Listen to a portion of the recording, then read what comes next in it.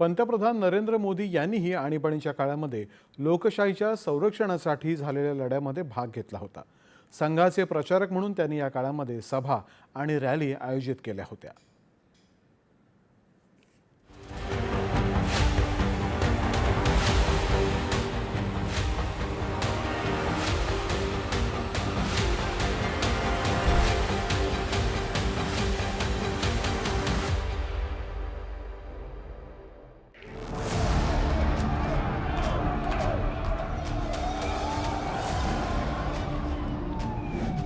जून 1975 देशात आणीबाणीचा गडद अंधार पसरला होता।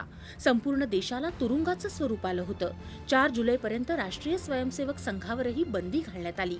या काळात गुजरातमधील लोक या हुकुमशाही विरुद्ध आणि संघाच्या समर्थनार्थ बाहेर पडले। बैठका आणि रॅलींना वेग येऊ लागला होता। त्यावेळी संघाचा एक तरुण प्रचारक या सभा आणि रॅली आयोजित करण्यात मोठी भूमिका बजावत होता। तो तरुण म्हणजे आपले सध्याचे पंतप्रधान नरेंद्र मोदी होते। हम कुछ लोग बैठे हुए थे एक मीटिंग में। नरेंद्र भाई थे, देशमुख जी थे, शंकर सिंह वाघेला थे और मैं था। पांचों को इस ऐसी जिम्मेवारी सौंपी गई थी कि भाई आप लोगों को बाहर रहना है और हमें ये साहित्य का, संगठन का, संघर्ष का, सत्याग्रह का ये सब काम करना है। दुर्भाग्य से मैं सबसे पहले पकड़ा गया। कुछ महीने के बाद शंकर सिंह गए, बाकी रहे देशमुख जी और नरेंद्र भाई।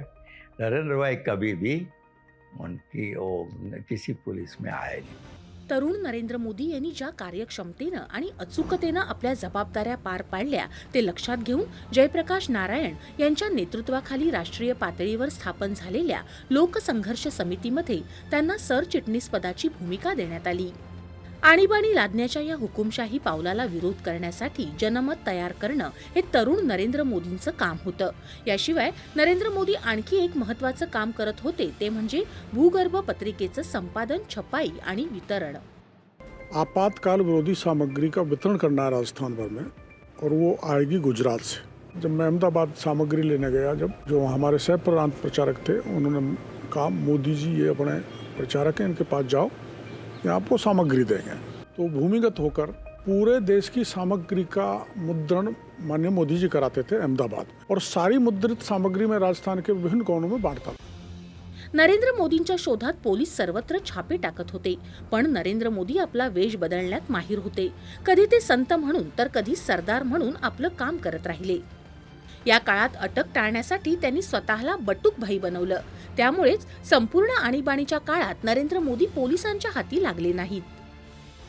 आणीबाणीच्या काळात लाखो संघ कार्यकर्त्यांना तुरुंगात टाकण्यात आलं आणि बाहेर त्यांच्या कुटुंबांनाही आर्थिक संकटाचा सामना करावा लागला। अनेक कुटुंबांची परिस्थिती अत्यंत दयनीय होती।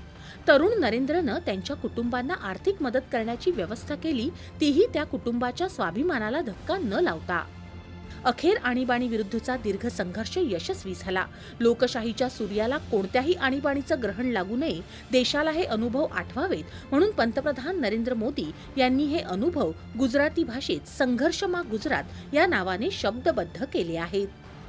राष्ट्र उभारणीचा आणखी एक यत्न पूर्ण झाला होता, पण आणीबाणीच्या अग्निदिव्यातून तालून सुलाखून बाहेर पडलेले नरेंद्र मोदी यांच्यासारख्या हजारो देशभक्तांमध्ये शांतता कुठे होती? ते पुन्हा नवीन जबाबदाऱ्या घेऊन निघाले आहेत, आत्मनिर्भर आणि विकसित भारताच्या उभारणीच्या दिशेनं एका नव्या मार्गावर।